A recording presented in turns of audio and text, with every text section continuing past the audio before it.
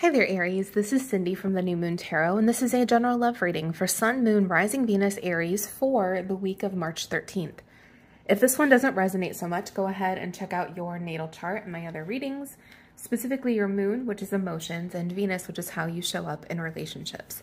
You might want to do that anyway, since there could be messages there for you. We are looking at the overall energy. I'm also going to pull cards for your person and clarify everything in real time. Yes, that means shuffling. Please like and subscribe so you don't miss out.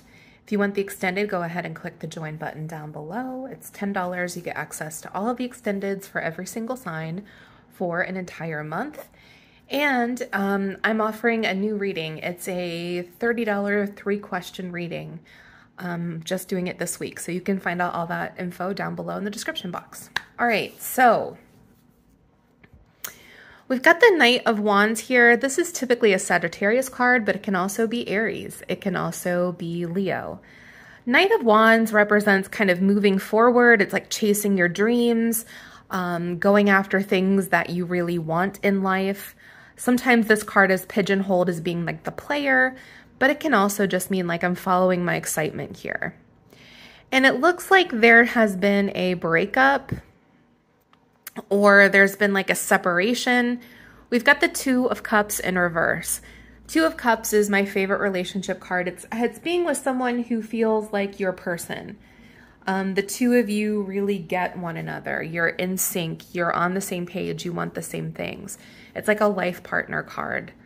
In the reverse, the two of you are out of sync with one another, but that connection still remains, or I would have gotten more of a breakup card here. So there's still very much this connection still in place, even if the two of you aren't kind of vibing with one another. We've got the Five of Cups. Five of Cups is looking at the past and wishing you could change some things. You may have learned some lessons here. You may have taken a look at what happened and kind of made your peace with it, because it's showing up in the reverse position. Like you've looked at it and now you're letting it go so that you can move forward.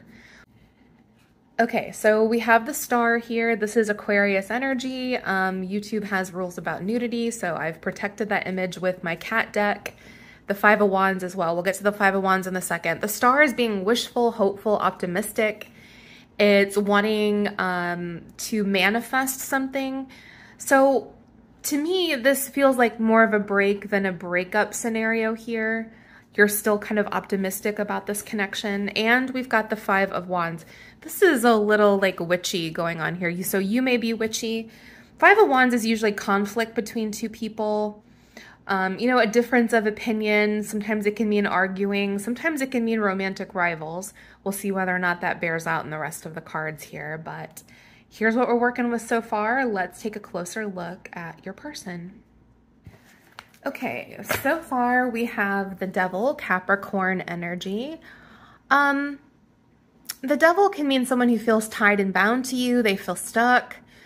Sometimes this is a karmic card, someone dealing with their karma. Sometimes it's obsession. It can be self-limiting and self-sabotage behavior. But I would say that this person hasn't let the connection go either. They're still very much attached to you. Yeah, Six of Cups. All right, I moved that a little bit so it looks better. Six of Cups is a long-standing connection with someone. It's a card of the past. They may be nostalgic for this relationship, like looking back on better times. It can be a bit of a bittersweet card. Again, this is not someone who's gotten over you. It's also something of like a soul tie to someone, the sense that you've known this person before, or it feels like you've known them for years, even if you've just met. Oh, that's too many. So what? Okay, that came flying out. Okay, we've got the Wheel of Fortune. This is Aquarius, Scorpio, Taurus, and Leo energy, all the fixed signs. Wheel of Fortune is often about fate or destiny, good luck, good fortune. I think this person was meant to be in your life. I think this connection was meant to be. I think that's why it's showing up as like it's not over, like, you know, things are still kind of moving here. We've got the Ace of Wands. So aces are the beginnings of new cycles. It's fresh energy coming in. And the Ace of Wands is really like taking action. It's doing something about a situation. Someone who's passionate about you, who's excited about you. So what is this person up to?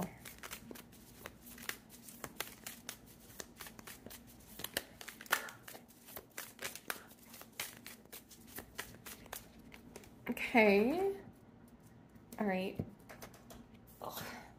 We have the Hermit. Hold on. I legit almost said the Hierophant. The Hermit is Virgo energy, and it's really about learning here, going within, consulting your higher self. I think that this person is probably doing some changing, particularly if that Devil card is there because of like some karmic behavior or dealing with like their shadow selves or some toxicity in a connection here. Yeah, we've got the Lovers. I think, all right, some of you may not believe in this, and that's okay. This could be like a twin flame reunion. This could be someone who is, they've realized that you're important to them, like you are their soulmate, you are the one, and they've recognized that there is some stuff that they need to do here. Even the Hermit is like consulting your higher self. Sometimes it's working with like deity or angels or ancestors. They're having a little bit of an awakening here, like an epiphany going on. We've got the Empress. This is Taurus and Libra energy. It's the divine feminine, the wife, the mother. It's about growth and expansion, someone growing as a person, someone who wants to nurture the connection with you. Maybe this is even someone who sees you as like a partner here, as someone that they could end up with because they're in love with you. You have new beginnings here. We've got two aces, Ace of Cups, Ace of Wands. Ace of Cups is an overwhelming amount of love for somebody. It can also mean listening to your intuition. Cups are about our feelings, how we show up in relationships. Their intuition may be kind of going overboard and talking to them a whole lot. See, we've got the Tower. Hold on. We've got the Tower and we have the Magician. The Tower is Scorpio energy. It's destruction for the sake of creation. It's getting rid of things that do not serve, clearing the path. The Magician, Aquarius, and Gemini energy is also about being intentional with your words and deeds. It's a manifestation card. You may have manifested this. Maybe your person is manifesting. They are definitely seeing you as their person. This feels like a twin flame reunion, like a reconciliation here. This person wants to be with you. They want to work on whatever it is they need to do here. That's too many. Let's do a couple more clarifiers. Then we're going to do how this person feels about you, as well as something that they're thinking or that they need to say here. The Two of Swords in reverse. They feel overwhelmed. It's difficult to make decisions here. And we've got the Death card, Scorpio energy. So I hope that you're ready for big changes. The Death card is, we're going to quote unquote kill things that no longer serve us. We're getting rid of some stuff. The Tower and the Death card, there are huge changes to this person and like them and who they are and maybe how they show up for you in this this relationship or this reconciliation. Also, just in this connection, if you choose to proceed with it. They're going to be showing up in a much better energy for this. All right, let's do feelings as well as something that this person is thinking or that they need to say here. Okay, so King of Wands, that is how they see you. And that's your energy, Leo, Sag, and Aries. They see you as someone who takes action, who goes after what they want, passionate, creative, exciting. King of Wands is very attractive too. There could be a deep, like, physical attraction between the two of you here. What about what they're thinking or something that they need to say? Oh, that came flying out. Focused on you instead of my grief. It's maybe someone who didn't deal with some stuff that they had, some karma maybe. You and I were too young. You're so easy to see through. I lost myself for a little while. Oof, you did not break me.